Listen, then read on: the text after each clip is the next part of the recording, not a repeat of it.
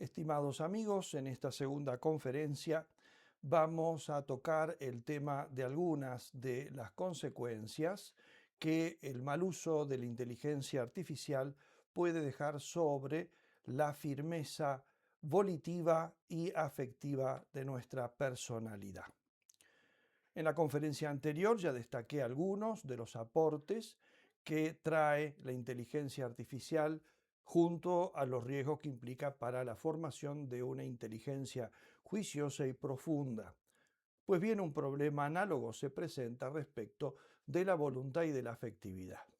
Es más, me animaría a decir que el recurso a la inteligencia artificial fuera de los casos en que pudiera darse una verdadera necesidad, produce sobre la voluntad y los afectos más consecuencias perjudiciales que benéficas por las razones que voy a indicar a continuación.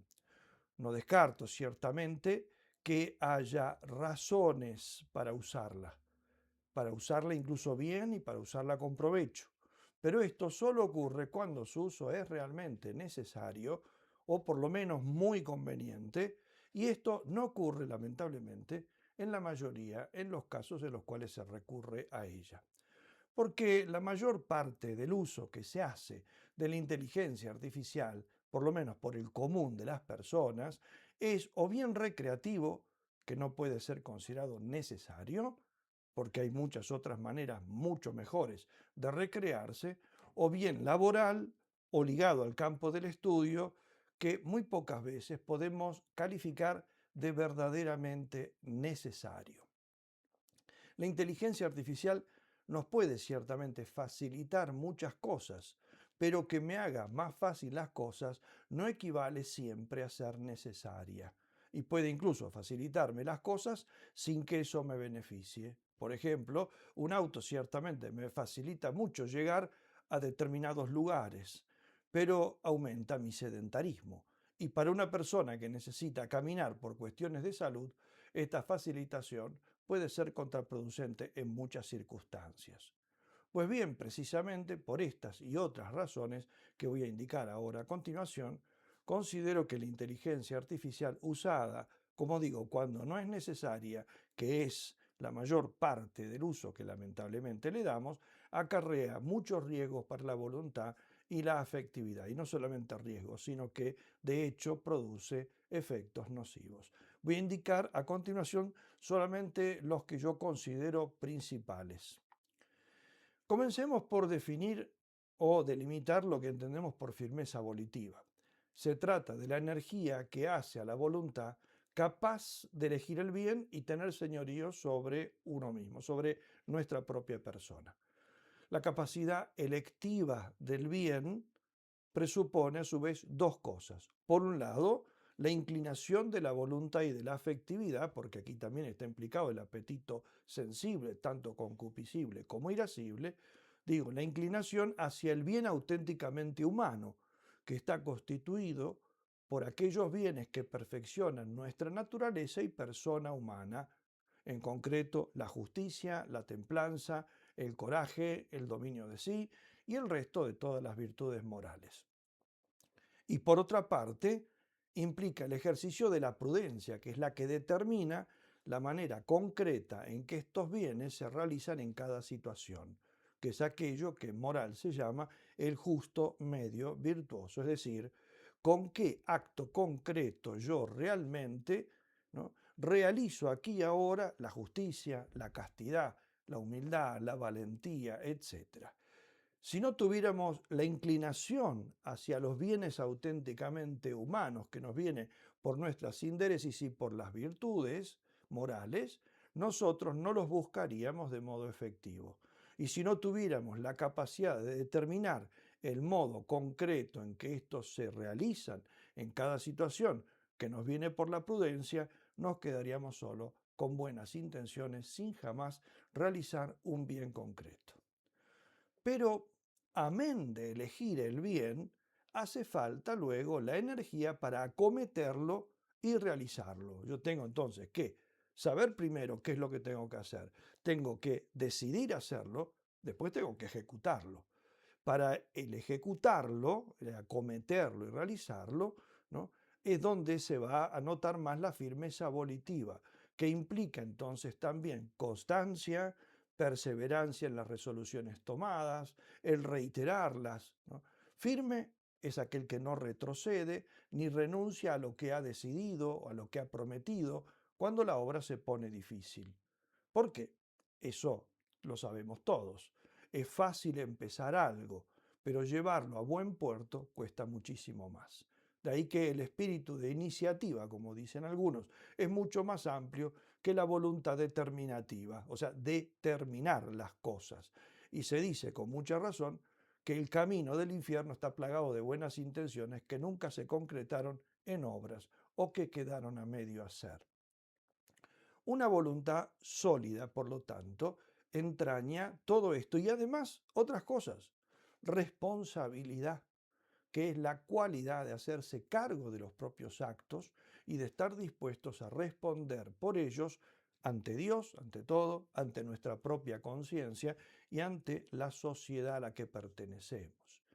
Responsabilidad también quiere decir el pesar las decisiones que tomamos, ponderar en responsabilidad, pesar las cosas, es decir, tomar conciencia del valor de lo que vamos a hacer y de sus consecuencias y reconocerlas como obras nuestras, como algo que existe porque yo lo he querido y me tengo que hacer cargo de eso. Por su parte, la vida afectiva sólida, esto es lo que dije recién, es sobre la firmeza volitiva y sobre la vida afectiva sólida puede, ¿no?, describirse también como la capacidad de amar de modo fuerte y libre sin ser esclavos de nuestros caprichos y de la inestabilidad emocional. Hoy quiero, después no quiero, después vuelvo a querer, etcétera. Ese vaivén al que nos someten los caprichos. En otras palabras, la solidez volitiva y afectiva es el núcleo más íntimo de la madurez personal. Una persona madura tiene una voluntad sólida. Cuando una voluntad es débil o los afectos son tornadizos y caprichosos, nosotros estamos ante una persona inmadura. Y si esta inmadurez se cristaliza por perdurar a través de los años sin cambio alguno, entonces estamos ante una personalidad que se ha marchitado. Sin solidez volitiva y afectiva, no es posible llevar adelante ni una vida matrimonial plena, ni una consagración religiosa cabal y feliz. Cuanto más estas vocaciones se llevan adelante de modo conflictivo, pero nunca de modo pleno.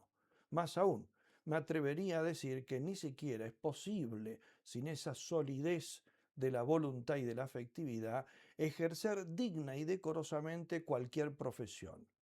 No es posible tampoco concluir una carrera universitaria, ni perdurar en un noviazgo serio, ni formar una familia feliz, etc. Es esencial para el emprendimiento, la continuación y la culminación de cualquier obra medianamente importante que podamos hacer en esta vida. Y precisamente porque la solidez volitiva conlleva todos estos aspectos que acabo de mencionar, que son solamente los esenciales, pero no los únicos, entonces tanto el uso abusivo de la inteligencia artificial como de todos los medios tecnológicos, pensemos en las redes sociales, las pantallas en general, ¿no?, como entonces digo el uso abusivo, como también el uso que algunos llaman problemático, que es un grado menor que el abuso, ¿no?, pero es su precedente, e incluso hasta cierto punto un uso desmedido, que tampoco, digamos, lo consideraríamos problemático, ¿no? Todos estos, digo, presentan serios peligros para nuestra voluntad. Entonces digo, en todos los órdenes, algunos más, otros menos, pero en todos presentan un peligro para esa solidez volitiva y por lo tanto para nuestra madurez.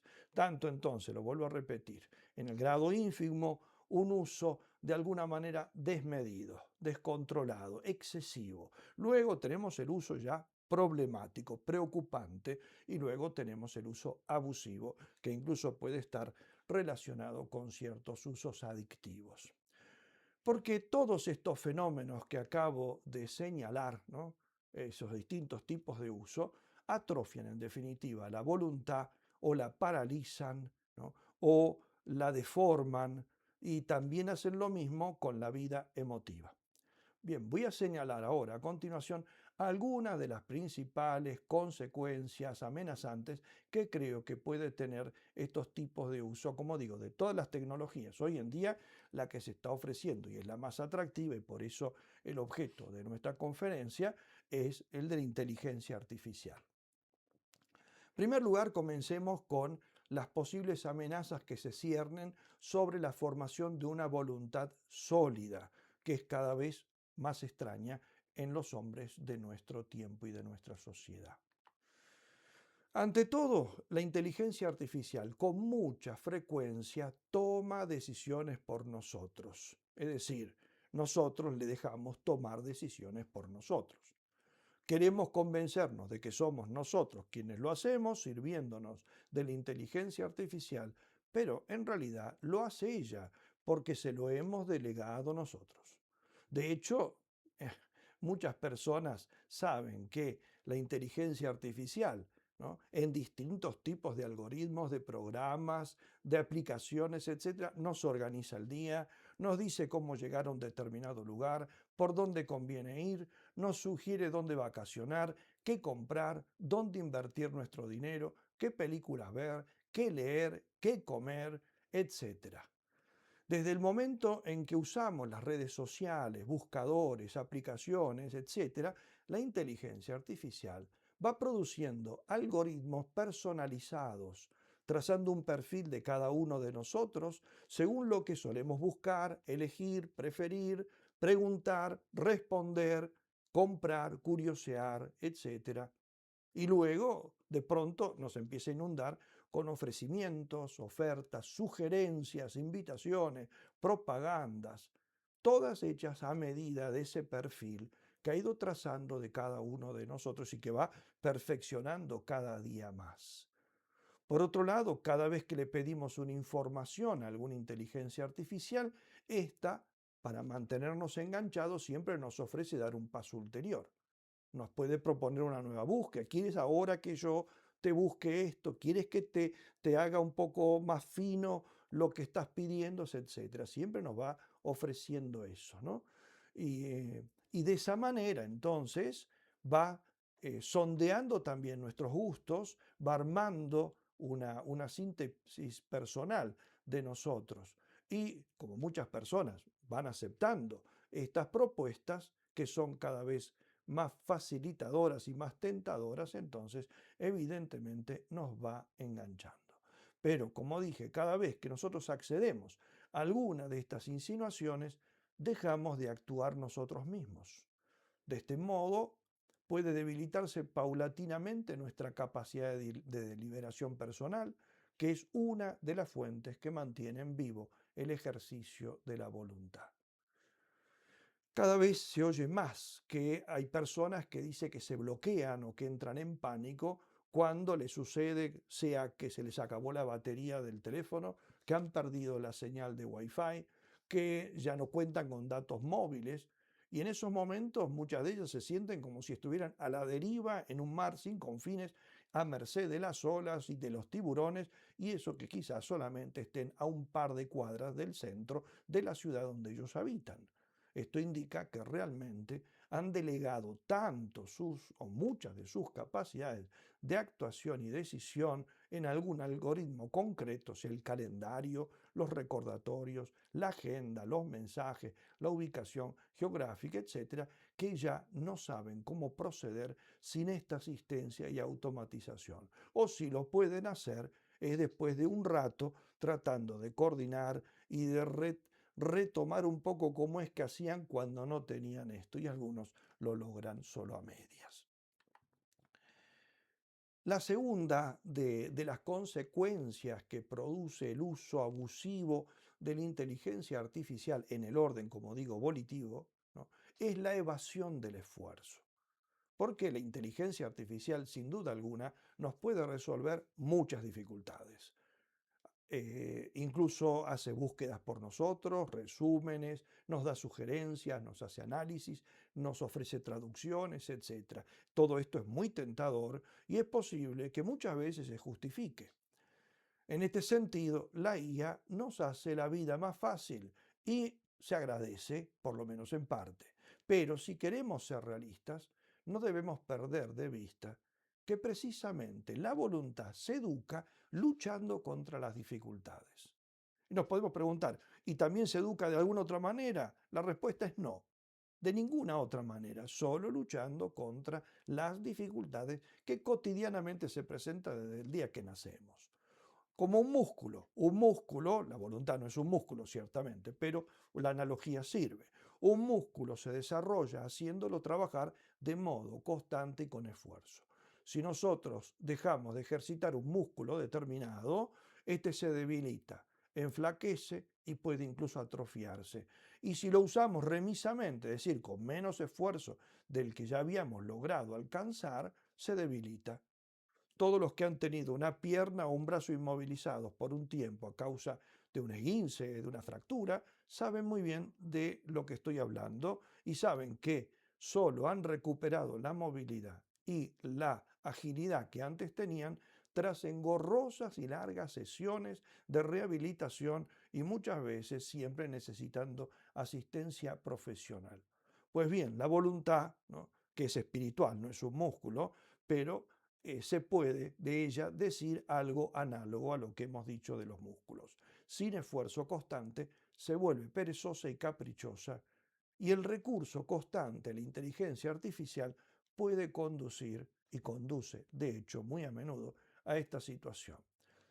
Todas las funciones volitivas que nosotros dejamos de ejercitar se debilitan y pueden perderse. Si seguimos usando la inteligencia artificial para que nos facilite todo nuestro trabajo, quizá tengamos nosotros cada vez resultados más rápidos, no necesariamente más perfectos, pero sí más rápidos, pero también seremos cada vez más flojos, más apocados, más inseguros, más lánguidos y más apagados espiritualmente. A continuación menciono la dependencia funcional y psicológica como otro efecto posible de este mal uso de la inteligencia artificial. Porque el uso desmedido de la inteligencia artificial ha revelado que las personas habituadas a usarla, cuando no pueden contar con esta herramienta, experimentan incapacidad y desorientación. Uno se acostumbra a que otros, en este caso otras cosas como es una inteligencia artificial, otros, digo, piensen y decidan por uno. Recuerdo que cuando yo estudiaba en Roma en la década de los 80 con mis amigos, recorríamos Europa sirviéndonos de enormes mapas impresos en papel y cuando hacía falta preguntábamos a las personas que encontrábamos en el camino. Y no solamente siempre llegamos a destino, sino que a menudo, gracias a tener que hacerlo de esa manera, hemos descubierto lugares fantásticos que no habíamos previsto inicialmente conocer y además también eso nos obligó a tener que comunicarnos y comunicándonos aprender lenguas, aprender a relacionarnos con las personas para pedir informes, orientación, consejo, etc. Hoy en día, tras un par de décadas recurriendo a los fantásticos GPS, que ciertamente lo son, ¿no?, cuando estos fallan o no funcionan bien, hay muchas personas que no saben moverse ni siquiera dentro de su propia ciudad. Son capaces de sentir incluso ansiedad, angustia y pánico y negarse a andar por cuenta propia. Esto muestra cómo la voluntad se puede volver dependiente y aplanar en su capacidad de autonomía. Lo del GPS es un ejemplo menor. Lamentablemente hay personas que si no cuentan con aquellos algoritmos que habitualmente les hacen sugerencias, propuestas incluso hasta de lo que deben comer cada día, de los que les convendría leer ese día o les ayuda a tomar las decisiones cotidianas, no se animan a actuar o ya no saben qué hacer. Finalmente, cuando se recurre demasiado a la inteligencia artificial para que corrija, optimice o sugiera nuestros trabajos, también parece diluirse la responsabilidad personal, por lo menos en parte. De hecho, Algunos se excusan de sus errores y malas decisiones pensando que, bueno, no se trató de su propia decisión, sino que obró así porque se lo indicó o se lo sugirió la inteligencia artificial. Esto muestra una suerte de desplazamiento silencioso del acto humano en el que la decisión, el juicio o la acción parecen ahora provenir de otro y en consecuencia el sujeto deja de sentirse plenamente autor de lo que hace o por lo menos justificado en parte cuando comete errores. Cuando uno se siente responsable de algo, de algún modo piensa, bueno, esto lo hice yo decidí hacerlo, a pesar de que podría haber hecho algo distinto, me tengo que hacer cargo de lo que he hecho y de lo que ha sucedido y de las consecuencias que esto ha desatado. En cambio, en aquellos que piden constantemente sugerencias a otros, en este caso a la IA, aparecen pensamientos como, bueno, en el fondo, esto me lo sugirió la inteligencia artificial, o me lo armó el sistema, o bueno, yo solo copié o seguí lo que me indicaban. Este modo, ¿no?, debilita el sentido de la autoría y se diluye con él también en parte nuestra conciencia, ¿no? Hay un embotamiento también de la conciencia. Todo esto puede de alguna manera equipararse a una suerte de mentalidad infantil que no asume o no termina de asumir las consecuencias de las propias decisiones. Si Adán y Eva hubiesen cometido el pecado original en nuestro tiempo, con la existencia ya de la inteligencia artificial y después de haber recurrido a ella, tendríamos en vez del diálogo que leemos en el libro del Génesis, alguno parecido así. Dios le pregunta a Adán, ¿por qué has hecho esto? Adán le habría respondido, la mujer que me diste me lo sugirió. Y la mujer le habría dicho, a mí me sedujo la serpiente. Y la serpiente podría también tener algo que decir diciendo, a mí me lo sugirió ChatGPT. Veamos ahora algunos de los riesgos notables que puede causar el uso excesivo o innecesario de la inteligencia artificial en el campo más bien afectivo. El primer efecto que señalo es el desplazamiento de las relaciones afectivas hacia lo virtual. Porque cada vez más personas encuentran más fácil relacionarse con una IA que con sujetos reales. Ya el hecho de que usemos la expresión relacionarse con una inteligencia artificial implica una cierta personalización de la inteligencia artificial. Porque si bien es cierto que la palabra relacionar, relacionarse, solo indica una conexión entre dos cosas, por ejemplo, en una oración el sujeto y el verbo se relacionan entre sí. En un cuadro las luces y las sombras se relacionan entre sí. Digo, ciertamente esa palabra indica simplemente eso. Pero en general nosotros usamos el término relacionarnos, relacionarse, con sentido fuerte para referirnos a la relación entre personas.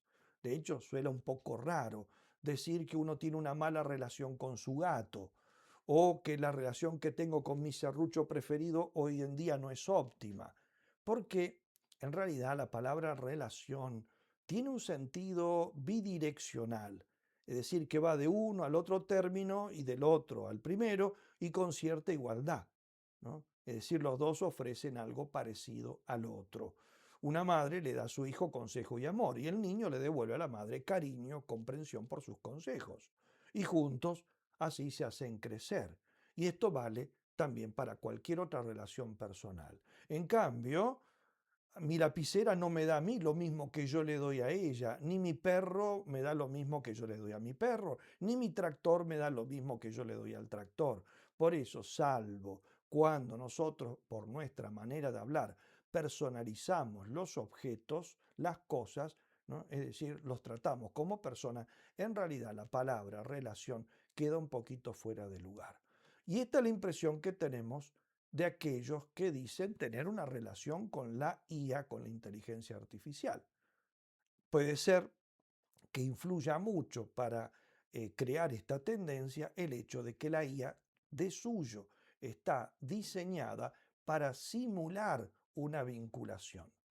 Y como consecuencia, muchas personas desarrollan hoy con la IA actitudes propias de una relación personal. Según las respuestas y sugerencias que reciban de la IA, se entusiasman, se alegran, se enojan, se ofenden, se sienten halagadas por un algoritmo, se sienten ofendidas, insultadas por un algoritmo. Parece una cosa un poco ridícula, pero es así. De hecho, incluso a veces cuando piden una cosa lo piden por favor, como si fuera una persona, ¿no? En algunos casos la IA genera confianza, complicidad, angustia, confidencialidad, intimidad, enojo, como ya dije, ¿no? Siguen muchas veces algunas personas los consejos que le da la IA sobre el modo en que deben vestirse, sobre cómo tratar a sus maridos o a sus esposas, sobre si ponerse o no ponerse de novio con alguna persona, sobre si romper con un amigo, sobre incluso divorciarse o volverse a casar, ¿no? Encargan una pizza porque se lo sugiere la IA como una comida óptima para esta noche, e incluso hemos llegado al caso de algunos que han intentado quitarse la vida porque una IA se lo sugirió y algunos que incluso esto lo pusieron en práctica y lo convirtieron en una realidad. Cada vez, por tanto, se reportan más casos de personas que incluso prefieren estas relaciones virtuales, que son simuladas y ficticias, a los vínculos reales, porque los vínculos reales con personas de carne y hueso son más exigentes, son más dolorosos muchas veces, son más frustrantes, mientras que la IA están diseñadas para complacer siempre a aquel que usa de ellos. Además del despropósito que esto implica, conlleva también el riesgo de dar pie a afectos inmaduros, deformes y potenciar la incapacidad de soportar relaciones reales y conflictos verdaderos luego en nuestra vida cotidiana. Los casos más extremos, hay que reconocer, son relativamente pocos en comparación al número de usuarios que hay, aunque no sean pocos en sí mismos. Pueden ser muchos, pero son tantos millones los usuarios que de alguna manera, como digo, los casos extremos se diluyen, ¿no? Y generalmente suelen darse en personas psíquicamente débiles, frágiles, solitarias, aisladas, conflictuadas. Me refiero a aquellos casos que la prensa ha hecho públicos en los últimos 2 años, de enamoramientos de una persona respecto de un chatbot, de homicidios y suicidios cometidos por consejos de alguna inteligencia artificial e incluso hasta de matrimonios con una IA, que no se sabe cómo juzgar la locura que está detrás de esto. Si es más grande la de la persona que pide contra el matrimonio con una inteligencia artificial o la del juez de paz que le acepta eso y le realiza la boda, ¿no? En estas cuestiones han estado implicadas empresas como OpenAI, ChatGPT, Character AI, etcétera, y muchas otras más, ¿no? Por lo tanto, empresas de primer nivel han tenido acusaciones y tienen algunos juicios en este momento en trámite respecto de alguna de estas cosas, sobre todo cuando ha habido intento de suicidio o suicidio de hecho. Pero sin llegar a estos extremos, que como digo son relativamente pocos, muchas otras personas se van adentrando peligrosamente, al menos en una vinculación que podríamos llamar tóxica con alguna IA, al punto tal de que algunos estudiosos señalan que ya no son un fenómeno marginal. No se trata en este caso de abuso tecnológico, sino de una distorsión del vínculo humano con la realidad, con los demás, consigo mismo, etc. Y esto no depende del tiempo que se dedique a esto, no es porque la persona pasa 18 horas diarias o del uso demasiado frecuente, sino del lugar que ocupa este vínculo en la vida de la persona. La centralidad que tiene, por más que le dedique solo 1 hora por día, porque es la única hora en que llega y tiene libre de su día, pero esto es todo lo que ha deseado durante el resto del día, mientras trabaja, cuando duerme, está al despertarse, la primera cosa que piensa esto, entonces el vínculo se vuelve tóxico por esta centralidad. Esto está hoy en día además potenciado por los crecientes problemas de soledad, de fragilidad afectiva, por el miedo a la frustración que produce las relaciones reales, por las dificultades para afrontar el silencio y el esfuerzo y un par de cosas más. Otro efecto importantísimo que genera la IA en el orden afectivo es la intensificación de la fantasía, forjando mundos personalizados, narrativas fantásticas, interacciones ficticias, etc. Porque la IA ofrece una inmensa gama de recursos en este sentido. Por ejemplo, la construcción de universos fantásticos complejos, con mitologías, razas, lenguajes, mapas, historias paralelas, etc. Narrativas interactivas, en la que el lector decide y modifica el curso de los eventos, creando historias interminables, siempre modificables. Lo que algunos llaman la personalización extrema, que es adaptar la fantasía a los deseos, a las emociones y a los intereses del usuario. Lo que también se llama hoy en día la estimulación sensorial indirecta, que actúa evocando imágenes, sonidos y sensaciones físicas que potencian las experiencias mentales. Lo que otros llaman la exploración de lo imposible, porque la IA puede combinar ideas improbables, puede romper la lógica, generar escenarios que desafían la realidad. También el refuerzo emocional, que es la intensificación de los dramas, el misterio, el deseo para causar mayor impacto en los afectos. Y finalmente, el tomar elementos reales como miedos, anhelos, experiencias y transformarlos en símbolos fantásticos. He enumerado entonces algunos de los recursos relacionados con el tema de la exacerbación de la fantasía. Como pueden ver, en pocas palabras, la IA es capaz de amplificar la fantasía sin límite alguno, tanto en torno a la literatura, como a los videojuegos, como a la fantasía personal, como en el campo de la pornografía, como en el campo de la psicología. Los ambientes en los que se produce una mayor inmersión emotiva y apartamiento de la realidad son, según los especialistas, en el recurso a los chatbots emocionales o compañeros virtuales que ofrecen algunas empresas, ¿no? Por ejemplo, Character IA, ¿no? Character IA, las tecnologías conocidas como realidad virtual, la que es más potente todavía, realidad aumentada, en los videojuegos altamente narrativos con lo que se llama IA adaptativa, las plataformas de contenido erótico romántico que utilizan inteligencia artificial para crear, personalizar o simular experiencias afectivas, románticas o sexuales, las aplicaciones de rol psicológico o espiritual, etc. Todo esto entraña riesgos serios por la alta inmersión que implica la personalización emocional, las recompensas constantes, la falta de límites claros y el poco contacto con la realidad. Como resultado, muchos usuarios van padeciendo cada vez más una suerte de amortización emocional frente a la vida cotidiana y real, que pasa a ser percibida como limitada, imperfecta, menos intensa, aburrida, ¿no? En cambio, la vida ficticia pasa a ser mucho más impresionante, más emocionante que la realidad que nos rodea. En estos casos, entonces, la IA lo que hace es fomentar una psicología de la evasión de la realidad, respecto de la realidad, hacia el mundo de la fantasía, con todo lo que esto puede causar, sobre todo en adolescentes y niños. Otra de las consecuencias es el embotamiento emocional, porque el consumo excesivo y sobre todo el compulsivo de estímulos generados por la IA, música, imágenes, respuestas inmediatas, puede producir una suerte de aplanamiento emocional, es decir, la disminución de la capacidad de experimentar y expresar emociones. Esto se manifiesta en modos de indiferencia, falta de entusiasmo, respuestas emocionales muy atenuadas ante situaciones que normalmente provocarían alegría, tristeza o miedo, etc. ¿Por qué? Porque la IA no siente emociones, sino que las imita.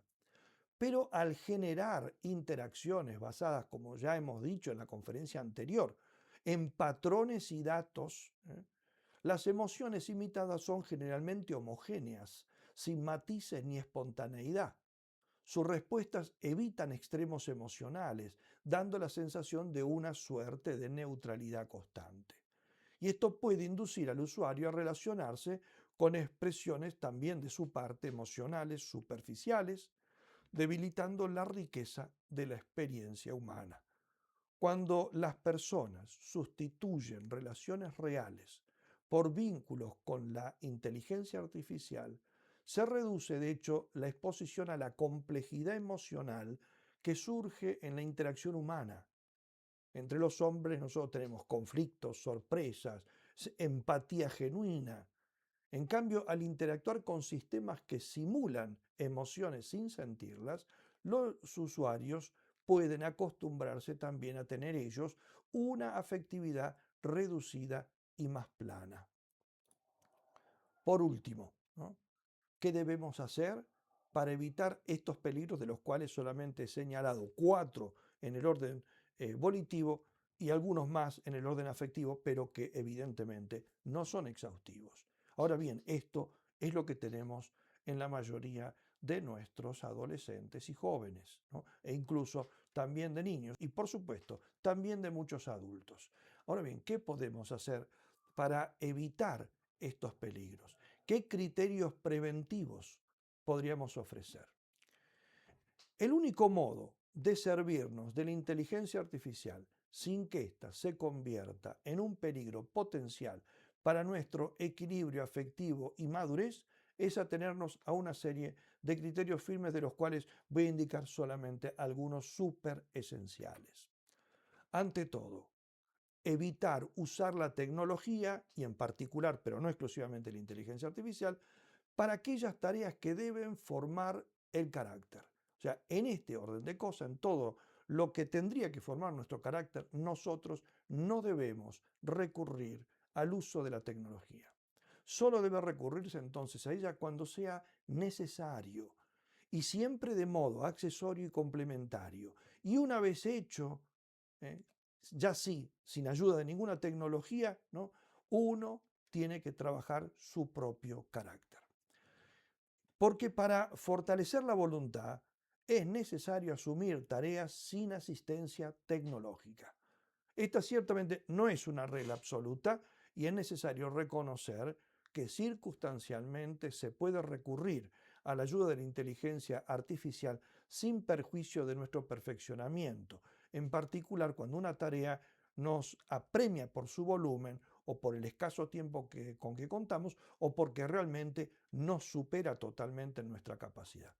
Pero también hay que confesar que nosotros tendemos a ser muy benévolos con las excusas y con las falsas razones con las que justificamos todo uso que no es totalmente indispensable. De hecho, hasta hace poco tiempo nosotros no teníamos, por ejemplo, traductores digitales, ni calculadoras, ni programas que nos simplificaran muchas de las tareas que tenemos que hacer cotidianamente y las hacíamos igual, aunque nos llevara mucho más tiempo, más desgaste de energía, ¿no? y produjera en nosotros un gran cansancio, ¿no? Nos servíamos quizá de diccionarios en papel, de manuales, de nuestros apuntes, de notas, de consultas personales con profesores, con compañeros y sobre todo de nuestra memoria. Y el resultado era que, aunque sea a los golpes, íbamos creciendo intelectual y volitivamente con el trabajo que realizábamos. Ahora todo esto lo podemos hacer en mucho menos tiempo y con menor y casi con ningún esfuerzo y a veces puede ser algunas cosas sin errores. Pero como contrapartida, crecemos menos o muy lentamente, sabemos menos, muchísimo menos, ¿no? Tenemos más datos, pero esto ya lo expliqué en la conferencia anterior, pero sabemos de sabiduría, sabemos menos. Nuestros trabajos pueden aparentar que somos más productivos, más eficaces, más fuertes, más sabios, porque contienen más información, citas, bibliografía, datos, rapidez. Pero esa no es la verdad sobre nuestros hábitos y virtudes, que son, en realidad, más flacos y más escuálidos que nunca, si es que no los hemos perdido. Hoy en día salen de nuestras casillas de correo escritos en varios idiomas, pero la verdad es que no sabemos hablar ni leer ninguno con fluidez, ni siquiera la lengua materna. Hacemos cálculos de alta complejidad, pero enfrentados a una hoja en blanco y solamente con un lápiz en la mano, somos incapaces de hacer una operación que exija una simple regla de tres simple. Podemos presentar un elaborado gramatical y ortográficamente impecable, pero en realidad no sabemos ni escribir sin incurrir en incontables errores de ortografía y nuestra sintaxis es incomprensible. Y estos son solo ejemplos de orden intelectual. Los que podrían darse en el plano volitivo y afectivo quizás sean más dramáticos, empezando por nuestra flojera, nuestra falta de tesón para comenzar, para continuar y para terminar una tarea que exija tiempo y sudor. Parecemos personas que sin tener ni un hueso roto son incapaces de moverse sin muletas ni silla de ruedas. Por eso es necesario que realicemos muchas tareas evitando que la IA o cualquier otra tecnología nos las facilite. El sacrificio, el orden, la perseverancia, la precisión son buenas y necesarias, porque lo más importante no es aquello que hacemos, sino nosotros, no el producto que producimos, sino nosotros, los que lo hacemos, los que debemos perfeccionarnos a través del obrar, porque en realidad cuando obramos tenemos que tender a obrar sobre nosotros mismos y al mismo tiempo sobre la realidad exterior, pero principalmente sobre nosotros mismos. El principal objeto de nuestro trabajo somos nosotros mismos. ¿Qué es lo que estamos haciendo de nosotros mismos? ¿En qué queremos nosotros convertirnos? Ese debe ser el principal objeto de nuestro interés. Otro ámbito fundamental que debemos defender de la IA y de la tecnología en general es el de las relaciones personales. La IA consume cada vez más tiempo y esfuerzo de nuestra vida de relación interpersonal. Nosotros consultamos con una IA, escribimos a una IA, pedimos cosas a una IA, escuchamos y leemos sugerencias de una IA y cada vez necesitamos menos de personas que nos rodeen. Pero esto es un detrimento gravísimo. Es mejor que conversemos más con nuestro prójimo, que lo consultemos, aunque de antemano sepamos que sus respuestas serán menos precisas, menos ilustradas que las de un algoritmo de precisión. Tenemos que gastar tiempo hablando y haciendo compañía a seres de carne y hueso que nos respondan no con precisión, pero sí con inteligencia emocional, es decir, con ideas empapadas de pasión, incluso si esto les pone un sesgo circunstancial. Una respuesta menos documentada, pero más humana y real, o humana y real, a secas, puede tener una carga de emoción y de sentido común que nunca podrá darnos una IA. Y además las imperfecciones personales y reales son más enriquecedoras que la precisión técnica de una IA. Y también es necesario cultivar el silencio y la contemplación. Y para esto es necesario desconectarnos de toda tecnología, por lo menos mucho tiempo y tiempo cualitativo. La IA jamás podrá darnos una de las cosas fundamentales que exige nuestra maduración personal: silencio y pensamiento, callarse y pensar, ¿no? Para esto necesitamos el ocio creativo del que habla Joseph Pieper en su clásica obra El ocio y la vida intelectual. En algunos momentos, que deberían ser muchos y largos, el mejor servicio que puede hacernos una IA es programar un buen corte de luz que nos deje a solas con una hamaca, una pipa, un mate y 3 o 4 libros serios. Y si además afuera está lloviznando, mucho mejor. Eso nos invita a la meditación, a la introspección, a la reflexión. Y eso es lo que necesita nuestra persona para madurar. Otra cosa en que la IA no debería tener ninguna cabida es en nuestras decisiones personales, es decir, en el ejercicio fundamental de nuestra libertad.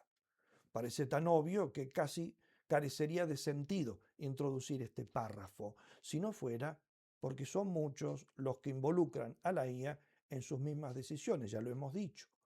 Antiguamente algunos le preguntaban a un espejo, como Blancanieves, ¿no? Espejito, espejito, ¿quién es la más hermosa del reino? Hoy hacen lo mismo, preguntándole a ChatGPT o Copilot qué hacer o decidir, qué piensa de nosotros, cómo parecemos, cómo nos presentamos, etc. A veces se trata de cosas menores, como los que le preguntan sugerencias para qué comer, qué ruta tomar, qué comprar de regalo.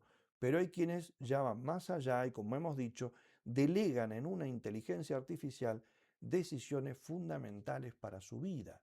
Serán excepciones, sin duda, pero es necesario hacer la advertencia porque es algo real y que probablemente vaya aumentando cada vez más. Si queremos seguir al mando de nuestros actos, no debemos pedir a la IA ninguna cosa que podamos hacer nosotros con un poco de esfuerzo.